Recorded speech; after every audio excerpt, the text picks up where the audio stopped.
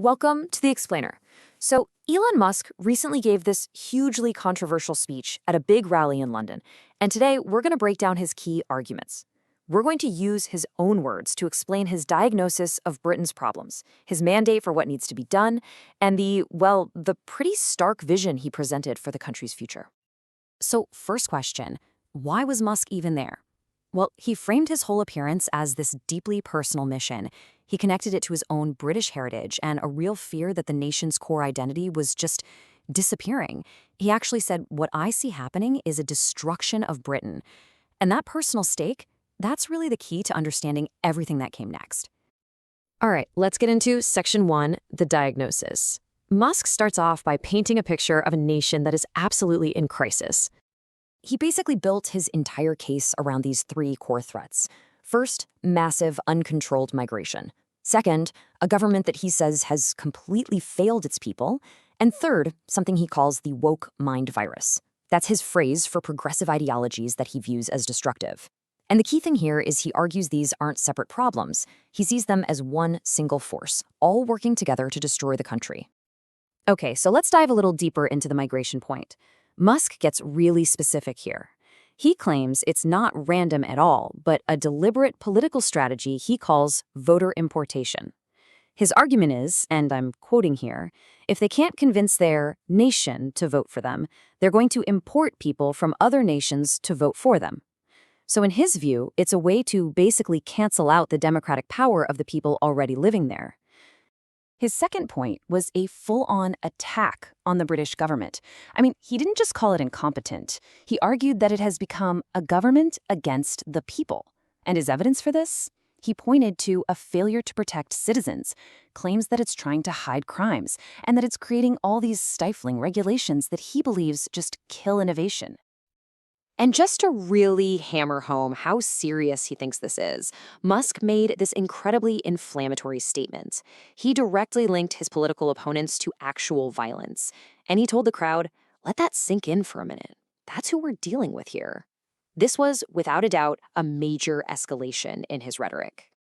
So that was his diagnosis of the problem. Now we're moving on to section 2, the mandate.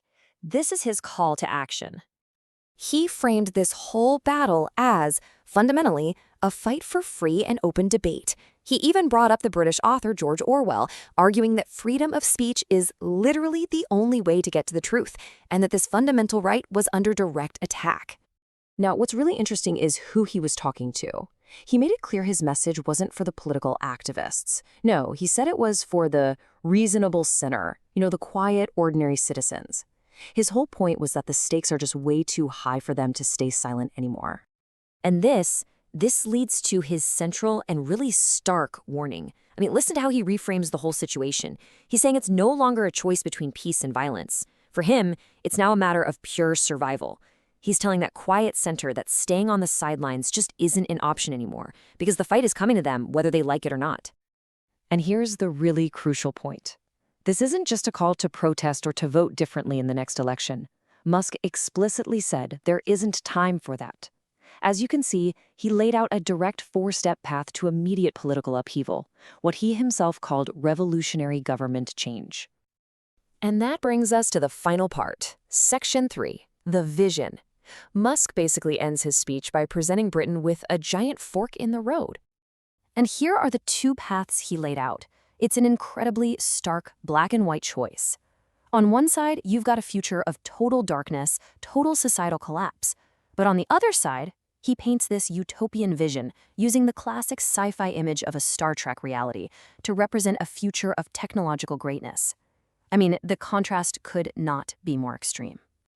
He was really clear, though, that this amazing, positive future isn't just going to happen on its own. It's a prize that has to be won. He ended his whole call to action by stressing that this incredible future is only possible if the people of Britain get up and actively fight for it, right now. And that leaves all of us with a pretty critical question, doesn't it? Musk's speech wasn't just some political commentary. It was a direct call for radical action, coming from one of the most influential figures in the entire world. It really forces us to stop and think about the powerful and maybe a little scary intersection of technology, immense personal influence, and political movements in our world today. Thanks for joining us on The Explainer.